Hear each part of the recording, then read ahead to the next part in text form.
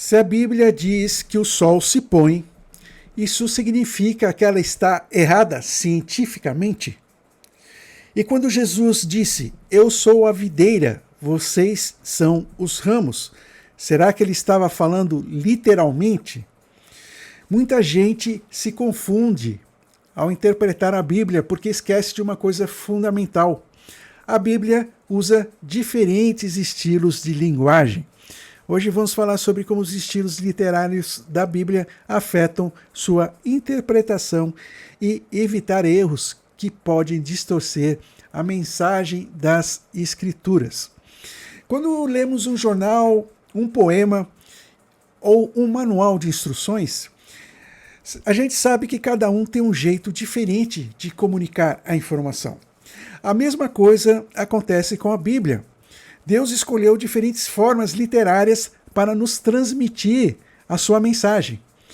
E o que acontece quando a gente ignora isso? Nós criamos problemas desnecessários. Por exemplo, a Bíblia usa algo chamado linguagem fenomenológica. Ou seja, ela descreve as coisas como elas aparecem para nós. Quando dizemos o sol nasceu, não estamos negando a ciência, apenas descrevendo o que vemos. Um exemplo clássico disso está em Josué, que diz que o sol parou. Esse evento pode ter sido um milagre literal, em que Deus interveio na ordem natural, ou pode ser uma descrição fenomenológica, do ponto de vista humano. Mas o mais importante é que a passagem enfatiza a ação sobrenatural de Deus para garantir a vitória de Israel. Além disso, em João, Jesus ensina que Deus é Espírito, mas ao mesmo tempo a Bíblia fala da mão de Deus, ou dos olhos do Senhor. Então, o que isso significa? A Bíblia usa várias figuras de linguagem para comunicar a verdade de Deus de forma clara e impactante.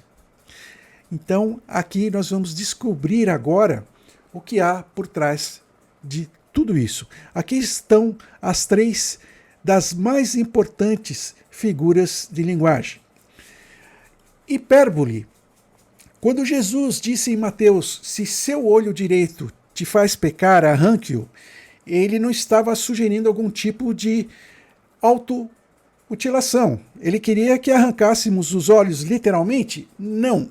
Ele estava usando exagero intencional para enfatizar a gravidade do pecado. Temos outro exemplo em Mateus. Se vocês tiverem fé do tamanho de um grão de mostarda, poderão dizer a esta montanha, mova-se daqui para lá e ela se moverá. Essa hipérbole é usada para ilustrar como a fé pode ter um impacto poderoso e transformador, capaz de superar desafios aparentemente impossíveis. É uma maneira de mostrar que, com a fé, até as situações mais difíceis podem ser superadas, pois a fé verdadeira tem a capacidade de realizar grandes coisas, mesmo que o cenário pareça intransponível. Temos também a metáfora. Quando Jesus disse, eu sou a videira, vocês são os ramos. Ele não estava dizendo que somos literalmente ramos de árvore, mas que nossa vida depende dele, assim como os ramos dependem da videira. E temos também o antropomorfismo. A Bíblia muitas vezes descreve Deus com características humanas, como a mão de Deus, os olhos do Senhor. Isso não significa que Deus tem um corpo físico, mas é apenas uma maneira de nos ajudar a entender a sua atuação no mundo. Mesmo porque nós podemos confirmar isso em João, que diz que Deus é Espírito. Então, o que acontece? Se ignorarmos essas figuras de linguagem, nós podemos acabar interpretando a Bíblia de maneira errada. Muitos erros de interpretação surgem porque as pessoas querem ler a Bíblia como se fosse um manual de ciência exata ou um livro de regras literais o tempo todo. Isso aconteceu no passado, por exemplo, quando os setores da igreja rejeitaram as descobertas de Galileu. O problema não estava na Bíblia, mas em uma interpretação equivocada, baseada em tradições filosóficas da época, e não na Escritura em si. Hoje, ainda vemos esse erro quando as pessoas distorcem textos para sustentar argumentos errados.